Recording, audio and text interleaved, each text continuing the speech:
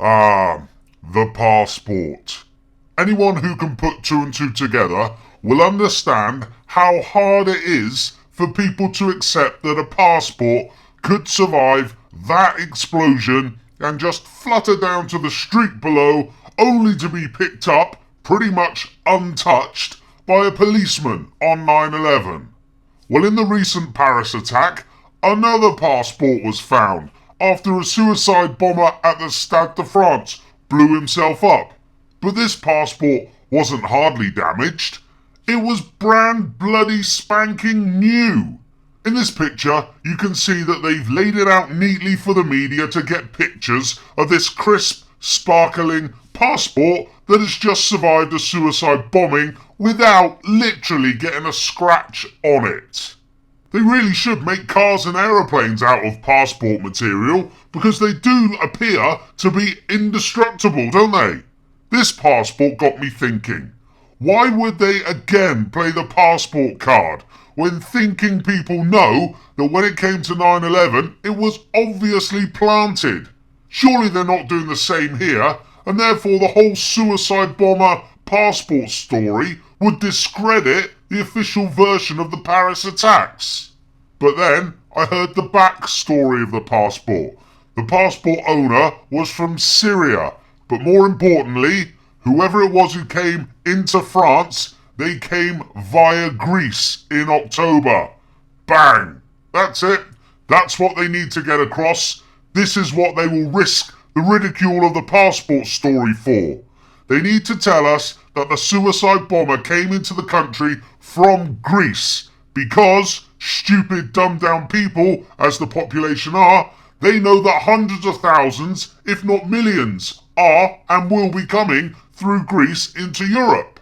So that means there could literally be tens of thousands of suicide bombers already in Europe.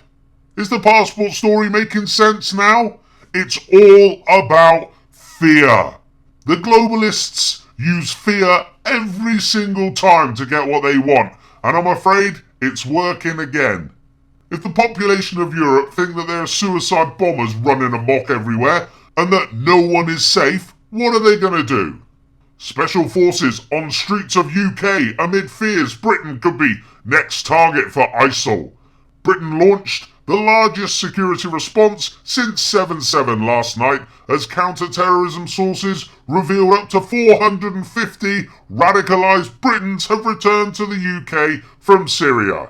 Special forces were deployed on the streets to monitor stations, shopping centres and key public places amid fears the UK could be the next target for an ISIL terror outrage.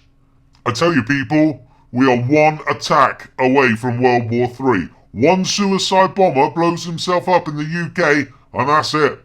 NATO, the US, the UK, France and God only knows who else will say to their population, we have to now go into Syria. We cannot let any more innocent people die. We're going to have to stop the killing by causing an awful lot more killing. They will go on to say that they will probably have to fight Russia, which could also lead to a world war, as China might also get involved. But we have to do it because we can't have terrorists that America created, armed and funded and trained, then set loose onto the world. We can't have them killing more people. And of course, we will have Barack Hussein Obama appear to his nation looking sad and a little bit frightened, despite the fact that he's like the Mac Daddy of ISIS and has literally spent billions of dollars on them. And again, no one in the mainstream media will ever question this fact. I dropped my son off to a sleepover yesterday, and on the way, LBC were discussing the Paris attacks. One guy came on saying that he knew a lot about Syria and said that America created ISIS and continued to fund them. And as soon as he said that, the woman presenter said, and I quote, "Oh, that's it. This isn't the day for conspiracy theories." You see, that's what we're up against. A stupid, slavishly following government talking points mainstream media. If an attack goes off in London or any other UK city, watch out people, we will be at war by the end of the following day. Are you happy about sending your sons, daughters, mothers and fathers to war to fight Obama's terrorists?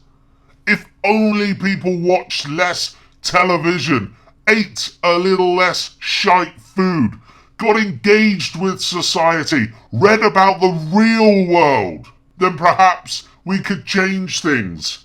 But I genuinely fear the clock is coming to midnight and there is now nothing we can do to stop it. One attack, people. One attack. That's how close the globalists are to getting their war in Syria. One more attack in the UK and we could see war for a decade.